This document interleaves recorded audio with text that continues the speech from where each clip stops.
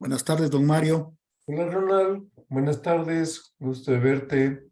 Igualmente, don Mario, igualmente. Estoy a la orden.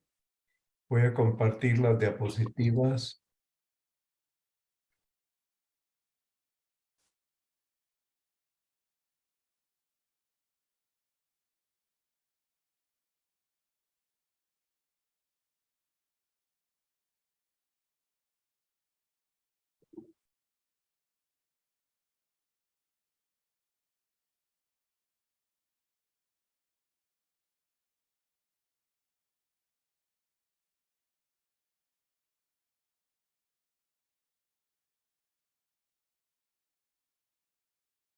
Don Mario.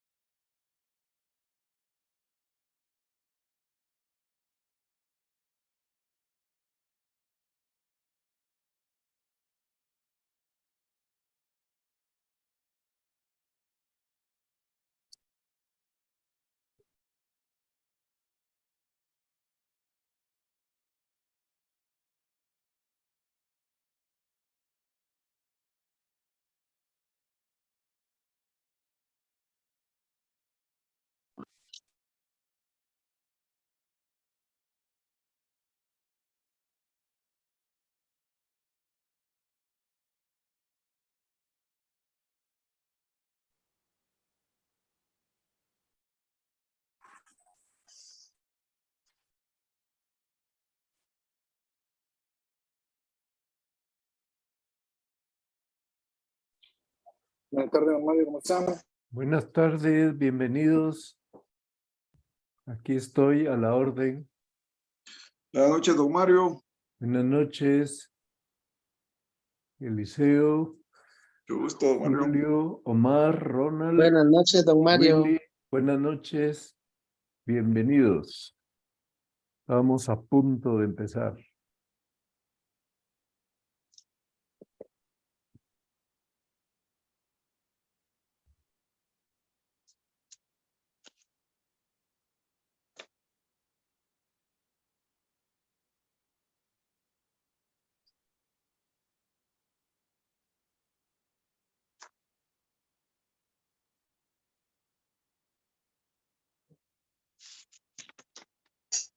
Nuestras últimas dos clases de este año serán el 5 de diciembre y el 12 de diciembre.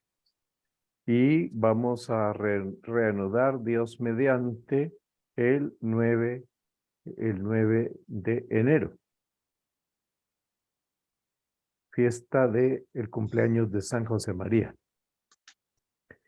Dios te salve María, llena eres de gracia, el Señor es contigo. Bendita tú eres entre todas las mujeres y bendito es el fruto de tu vientre, Jesús. Santa María, Madre de Dios, Madre de Dios, por los pecadores, ahora y en la hora de nuestra muerte. Amén. Gloria al Padre, y al Hijo, y al Espíritu Santo. fue un principio, Principio, por los siglos de los siglos. Amén. San Gabriel, ruega por nosotros. San Pablo, ruega por nosotros. Bueno, entonces, nuestra clase de hoy, estamos en el tema sobre el mensaje de los evangelios, y la semana pasada yo había explicado el primer apartado de esta clase. Hoy voy a hablar de la fiabilidad histórica de los evangelios y por qué son fiables, qué es lo que nos lleva a nosotros a comprender que es fiable la enseñanza de los santos evangelios. Bueno, entonces, para poder entender la fiabilidad de los evangelios, tenemos que comprender que los evangelios tienen un género propio y que los evangelios no son una crónica de unos contemporáneos, o sea, no son simultáneos a los sucesos, no están escritos en taquigrafía por los apóstoles, sino que son relatos fieles a la tradición apostólica. Y la tradición apostólica es fiel a la predicación y a la vida de Jesucristo. O sea, aquí tenemos como una idea clara, que es que los apóstoles nos transmitieron todo lo que Dios quería que nos transmitieran. Los hagiógrafos, que son los escritores secundarios de la Biblia, es decir, hagios grafos, el que hace las letras, escribe todo y solo lo que Dios quiere que sea consignado. Bien, entonces, por supuesto, los apóstoles fueron testigos de Jesucristo, todos menos San Pablo, ¿verdad? Pues San Pablo se incorpora al equipo justamente después de que Cristo había resucitado, cuando San Pablo, como recordarán, vivía en la ciudad de Damasco. Bueno, en realidad San Pablo vivía en Jerusalén, pero iba hacia Damasco a apresar a los judíos que se habían hecho cristianos. Bien, y tiene aquel suceso donde él narra su conversión. Entonces está claro que no estamos ante unas crónicas simultáneas escritas por un testigo, sino que son relatos fieles a la tradición apostólica. Quienes escriben, ya hemos visto a quienes se atribuyen cada uno de los 4 evangelios, son personas que tienen información de primera mano. Bueno, entonces los apóstoles no están repitiendo, o sea, la misión de ellos no es repetir lo que oían, sino que lo que los apóstoles hacen es decirnos, transmitir la vida de Jesús, pero transmitirla con el significado que la vida de Jesús trae consigo. Por tanto, ellos están transmitiendo unas verdades. Por eso es que San Pablo, en la primera carta de Corintios, capítulo 15, versículo 3, cuenta lo que él recibió por tradición. Acuérdense que San Pablo no es testigo directo. A San Pablo se le aparece Jesús resucitado. ¿Qué es lo que había recibido por tradición? Él lo dice, que Cristo murió por nuestros pecados según las Escrituras, lo que decimos en el credo. Y por tanto, él transmite eso. Claro, él tiene una certeza total de que el resucitado, a quien él vio, pues es el mismo a quien él estaba persiguiendo. Bueno, entonces, ¿qué narran los apóstoles cuando predican? Están narrando hechos históricos, hechos indiscutibles. Que Cristo murió es un hecho histórico y sucede bajo el poder de un gobernador llamado Poncio Pilato. Este hecho histórico que ellos transmiten es lo que llega a nosotros, pero ¿cómo narran ellos? narran estos hechos históricos con su sentido salvífico.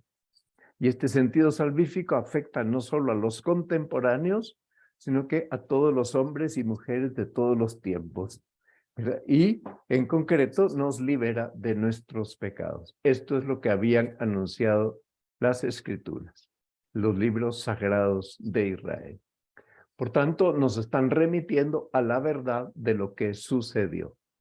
Ellos son testigos, los apóstoles son testigos, predican porque quieren comunicar a las personas de todos los tiempos, tal como el Señor lo mandó, que la salvación se encuentra ahí, en Cristo muerto y en Cristo resucitado.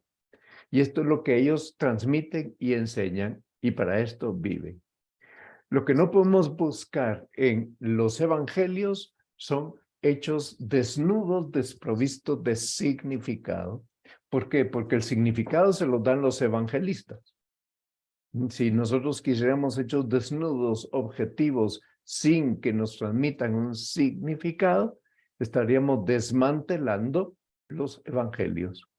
Bien, entonces, como no se puede separar la realidad histórica de la enseñanza de los apóstoles, entonces cuando uno lee los evangelios, uno está leyendo lo que ellos enseñaron.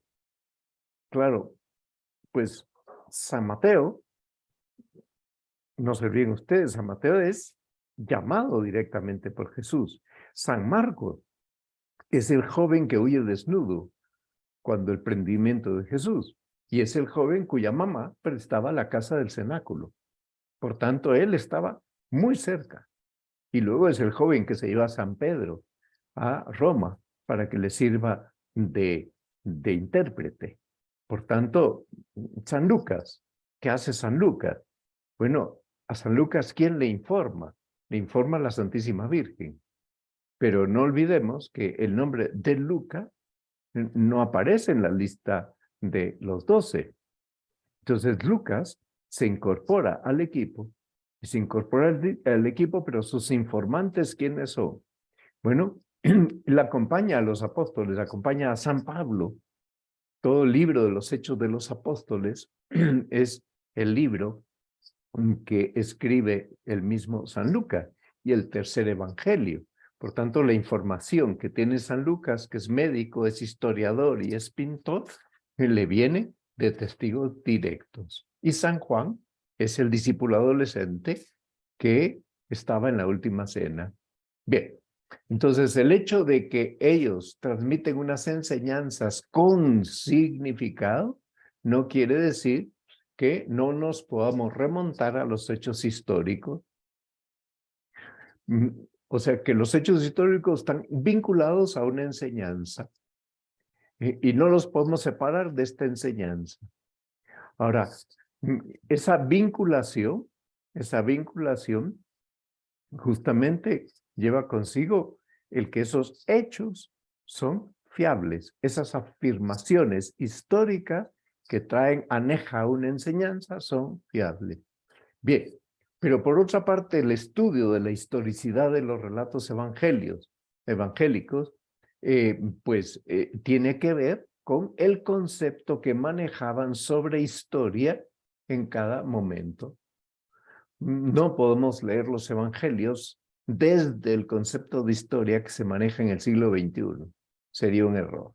Bueno, entonces, resulta que en la época moderna, siglo XIX, siglo XX, se llegan a plantear algo que es absurdo: distinguir entre el Jesús histórico y el Cristo de la fe.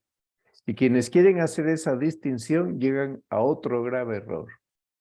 Dicen que hay que desmitificar los evangelios. Entonces dicen que hay que quitar de los evangelios toda la enseñanza y por tanto quedarnos con un esqueleto sin músculo. Quedarnos con un esqueleto que no está enervado, para hablar en términos que utilizan los médicos. Bien, pero claro, resulta que Cristo está vivo. Por tanto, nosotros no predicamos un esqueleto. La palabra de Dios es viva. Cristo es la palabra de Dios. Entonces, ¿qué es lo que pasa? Que la concepción de la historia como una narración basada en la crítica histórica de documentos antiguos, unos documentos que no los consideraban objetivos, es lo que fundamenta esa inclinación equivocada que se da en la época moderna.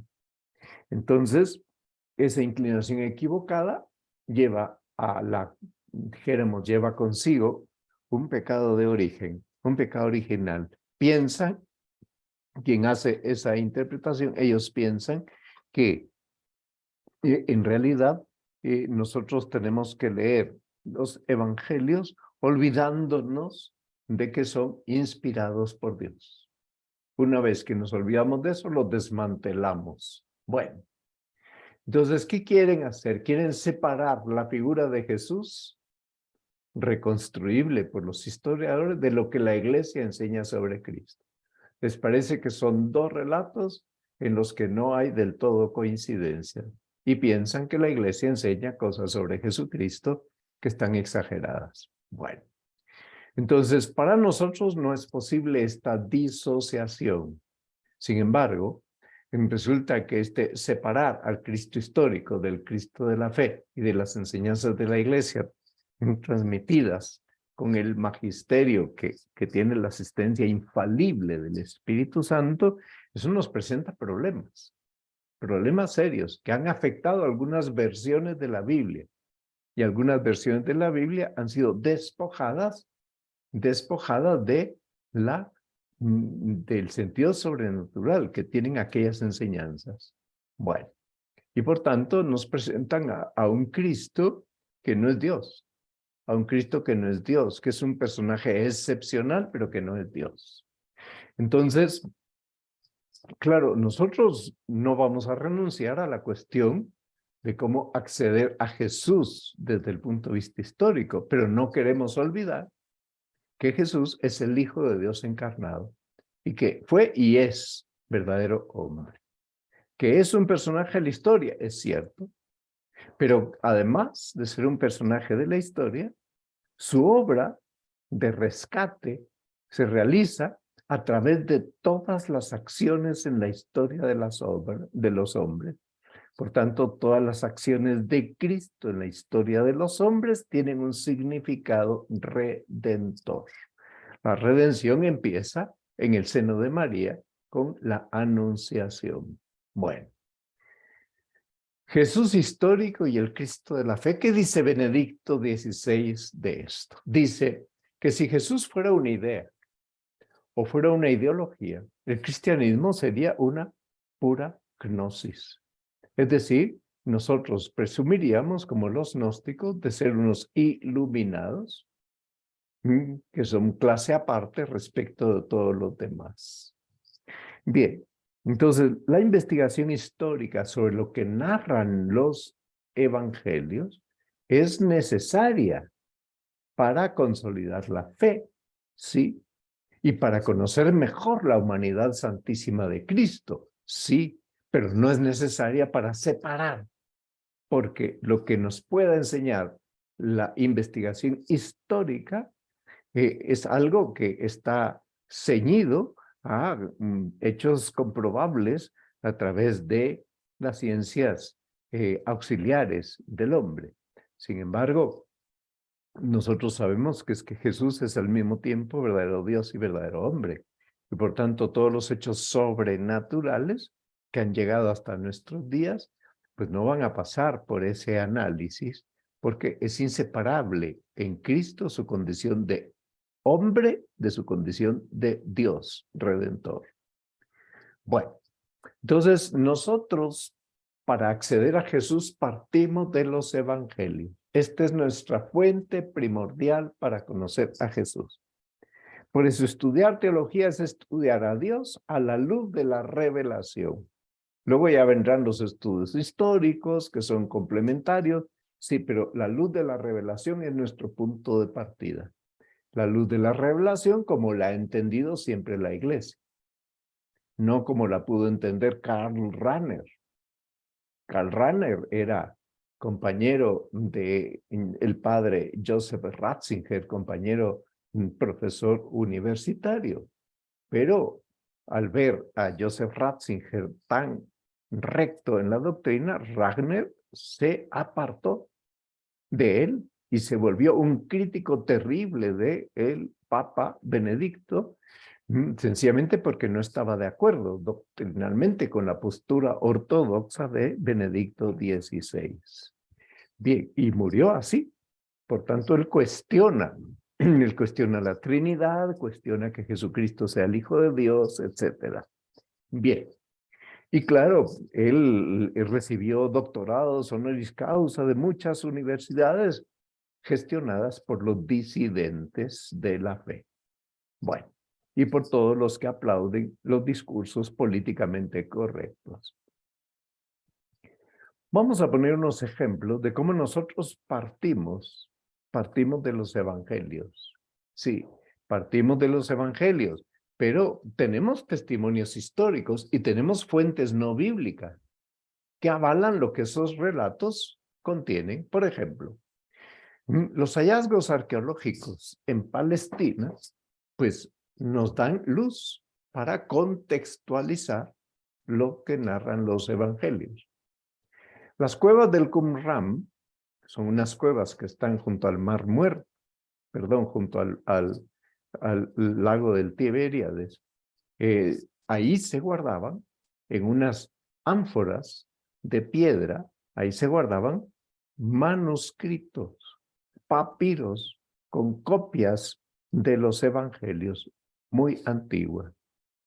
Bien, las escrituras judías fueron traducidas al arameo. Existe el idioma arameo. Hay una tradición oral judía y tiene unas formas de transmisión. Todo eso se ha investigado. Hay unas fuentes rabínicas que nos ayudan a entender la época en que vive Jesús y el modo en que se usan los escritos sagrados en esa época. Quien tenga interés que lea el libro de don Francisco Varo, que se llama Rabí Jesús de Nazaret. Y tiene otro libro que se llama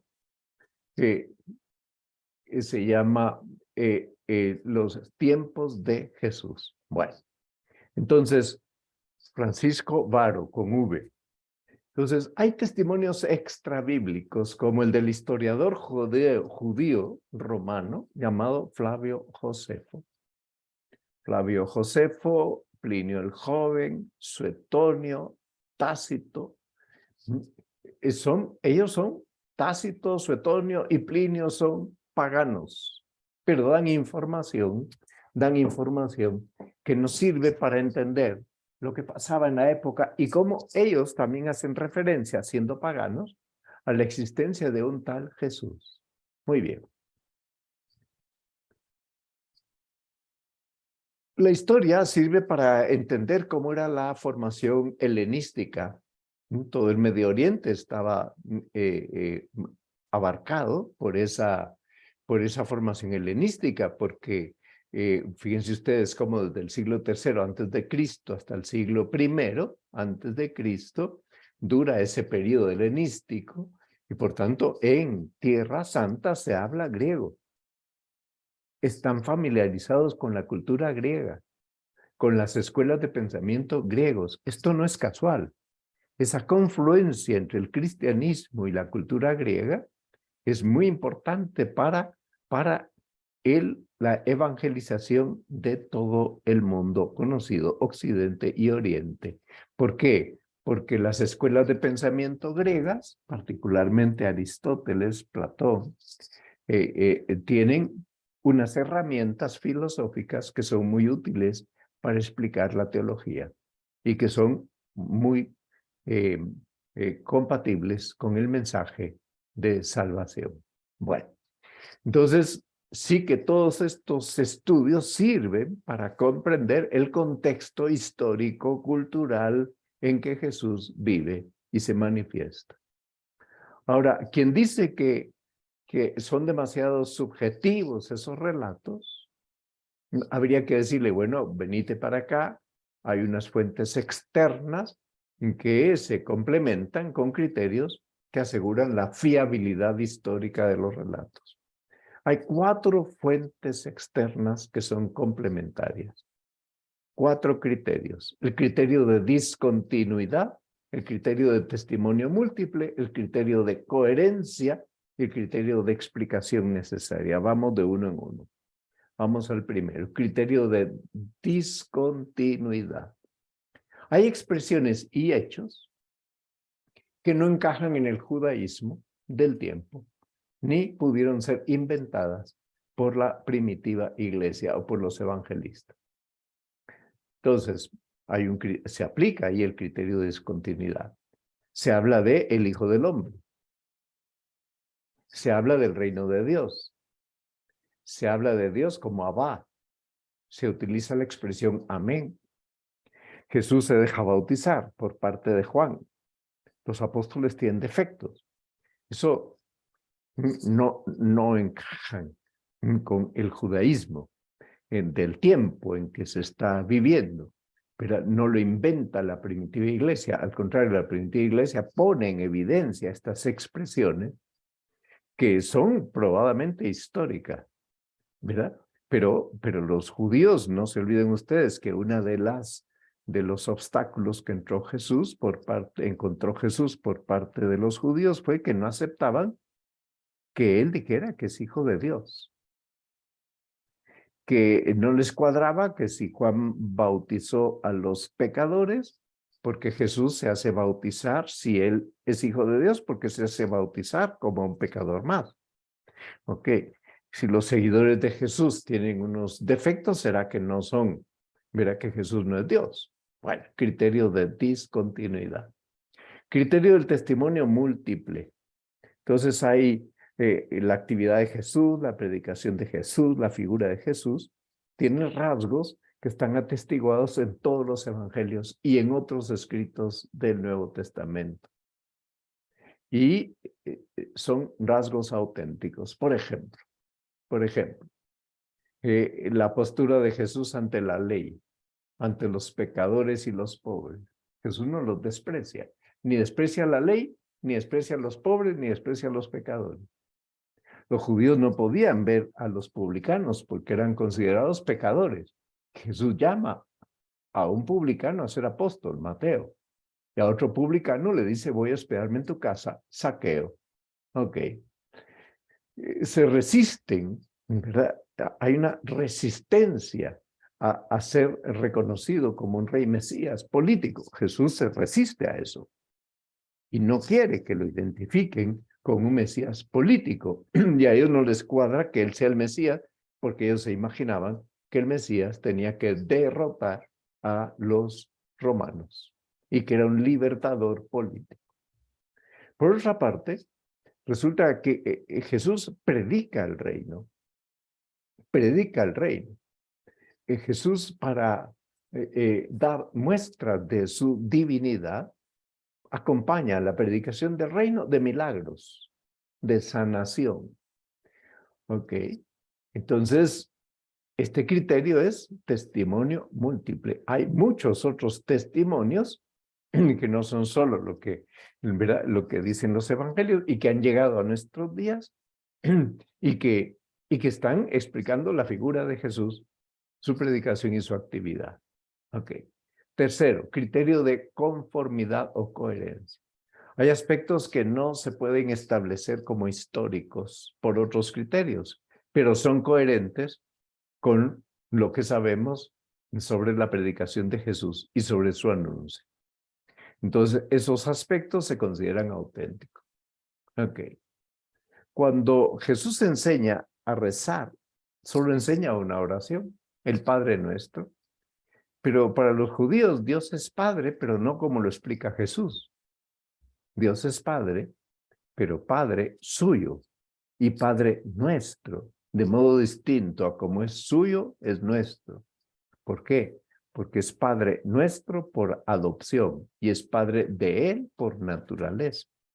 Las parábolas son todas paradójicas. Son paradójicas.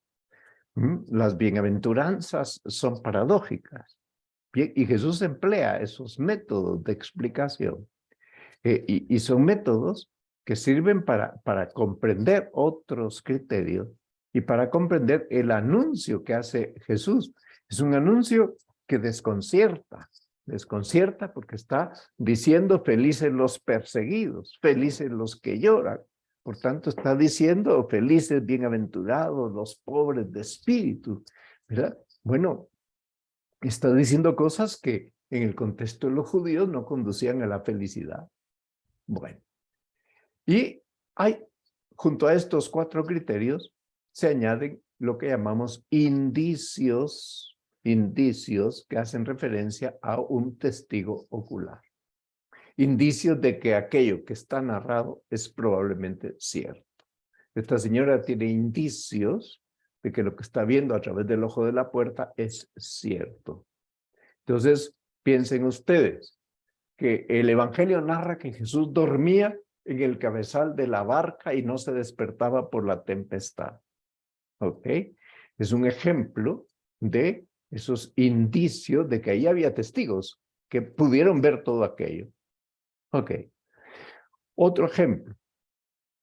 Lo que ocurre cerca de Jericó. Cerca de Jericó, Jesús cura al ciego de nacimiento. Ok. En Jericó, Jesús habla con Zaqueo. Le dice que se baje del árbol. Muy bien. Entonces quiere decir que estos indicios nos hablan de testimonios de testigos oculares y aparecen en los evangelios. Y el cuarto criterio es el criterio de la explicación necesaria. O sea, los acontecimientos que dan sentido, que iluminan, son elementos que no podríamos entender.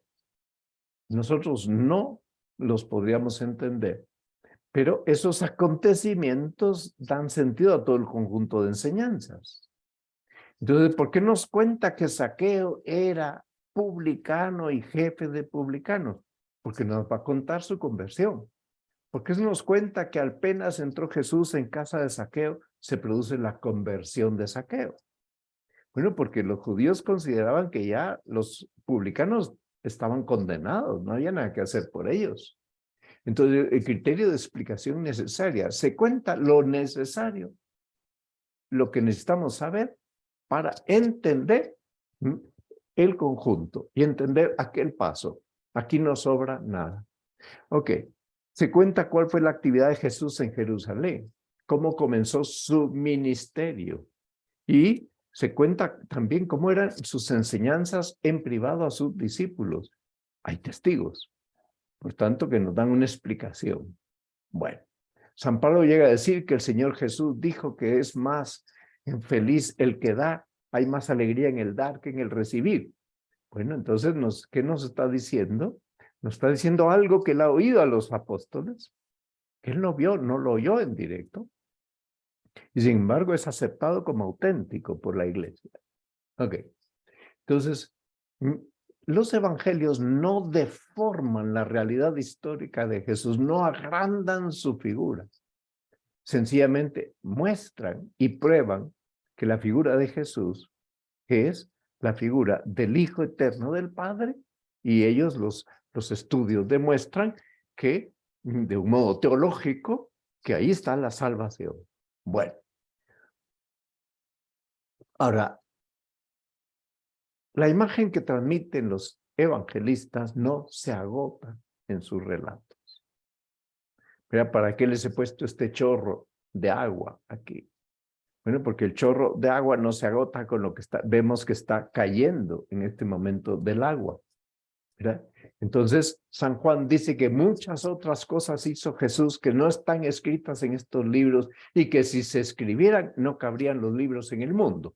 Es un modo de decir, miren, hay mucho que no está escrito, pero lo que está escrito es lo que es esencial que ustedes sepan. Ok.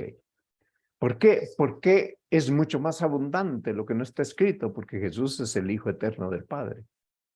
Y por tanto, la imagen de Jesús excede todo lo que podamos imaginar. Por tanto, nuestra comprensión nunca va a ser plena en esta tierra. ¿Cuál es la imagen de Cristo según los evangelios?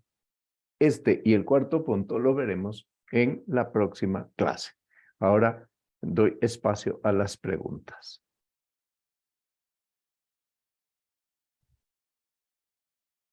Vamos a ver. Voy a quitar las diapositivas para que puedan preguntar.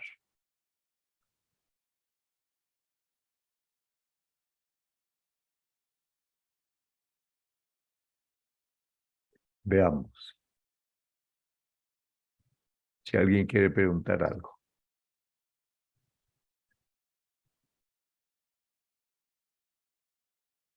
No veo manos levantadas.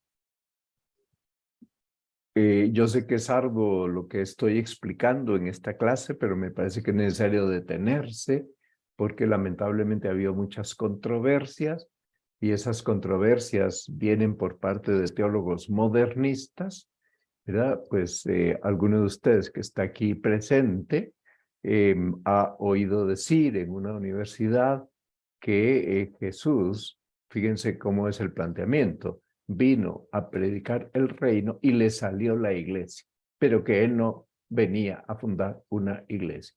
Ese enfoque está desenfocado. ¿De dónde viene todo esto? De todo ese movimiento de querer separar al Jesús histórico del Cristo de la fe. Piensan que el Cristo de la fe es un Cristo sublimado, un Cristo exagerado y que no es para tanto y que hay que rebajar el tono. Lamentablemente, quienes ven esto así, ven a Jesús así, han perdido la fe en la divinidad de la iglesia y han perdido la fe en la divinidad de Jesucristo. Y por tanto, estudian a Jesucristo como podrían estudiar a Mahoma, o podrían estudiar a Buda, o a Confucio. Pero acuérdense ustedes que en el año 2002, salió un documento de la Santa Sede que generó mucha polémica llamado Dominus Jesus, el Señor Jesús. Todavía fue en el pontificado de Juan Pablo II, no había muerto Juan Pablo II, ese documento se lo encargó al cardenal Ratzinger y suscitó conflictos porque hay gente que piensa que Jesús es un avatar más de la divinidad, una manifestación más de la divinidad y que como él vendrán otros más, ¿verdad? Indudablemente este no es Jesús. Jesús es la palabra definitiva del Padre, que es lo que viene a decir ese texto Dominus Jesus y que es lo que ha creído siempre la Iglesia. ¿Por qué fue necesario que el Papa Juan Pablo II quisiera que la Congregación para la Doctrina de la Fe se pronunciara al respecto? Porque llevábamos décadas escuchando estas cosas en facultades de teología. Algunas que se dicen católicas y que no eran del todo católicas, y otras que son protestantes y que no creen que Jesucristo sea Dios. Mire, un ejemplo de ellos son los mismos testigos de Jehová, no creen que Jesucristo es Dios, tampoco lo creen los mormones, porque ellos piensan que tanto uno como el otro, y los mismos judíos no creen que Jesucristo es Dios, porque para ellos Jesucristo es sencillamente un personaje muy importante, sí, pero no es Dios. Entonces los mormones dicen que está entre el Padre y nosotros, porque no es Dios, porque en el fondo ellos piensan que afirmar que es Dios es ir en contra del monoteísmo, y eso piensan los judíos también. Bastantes hermanos evangélicos pues han caído en ese error porque pues sencillamente se ven influidos por una visión en la que se quedan anclados en el Antiguo Testamento, pero ustedes ven el énfasis que ponen los hermanos separados en predicar el Antiguo Testamento, pero no lo relacionan, no lo leen desde el Nuevo. Y el Antiguo Testamento sin el Nuevo está incompleto. El Nuevo es culminación. Por tanto, el Antiguo hay que leerlo a la luz del Nuevo. Muy bien. Veo que no hay manos levantadas, lo cual quiere decir que a lo mejor estuvo la cosa muy densa o que estuvo insuficientemente explicada o que hay que asimilarlo más y hay que ir más despacio. En todo caso, si Dios lo permite, la próxima semana hablaré del punto 3 y 4 de esta lección. Dios te salve María, llena eres de gracia, el Señor es contigo, bendita tú eres entre todas las mujeres y bendito es el fruto de tu vientre, Jesús. Santa María, Madre de Dios, Madre de ruega Dios, ruega por nosotros por pecadores, ahora y en la hora de nuestra muerte. Amén. Gloria al Padre, y al Hijo, y al Espíritu Santo. como era en un Como era en un principio. principio, ahora y siempre, Amén. por los siglos de los siglos. Amén. Como todos sabrán, hoy el Santo Padre recibió en audiencia al prelado del Opus Dei. Hoy, hace 40 años, fue la elección de la prelatura del Opus Dei como prelatura personal. Es significativo que el Papa reciba hoy al prelado del Opus Dei. Para el Opus Dei, el día de hoy es un día de fiesta, no solo porque el Papa hoy recibió al prelado, sino por la celebración de estos 40 años. Terminamos entonces. San Pablo ruega por nosotros. San Gabriel y San Pablo ruega por nosotros. Ruega por nosotros. Por María Esperanza, nuestra asiento de la sabiduría. Ruega por nosotros. Ruega por nosotros. Mario. Buenas noches, que descansen. Buenas noches, Mario. Buenas noches a todos. Buenas noches, Mario. Adiós. Buenas noches.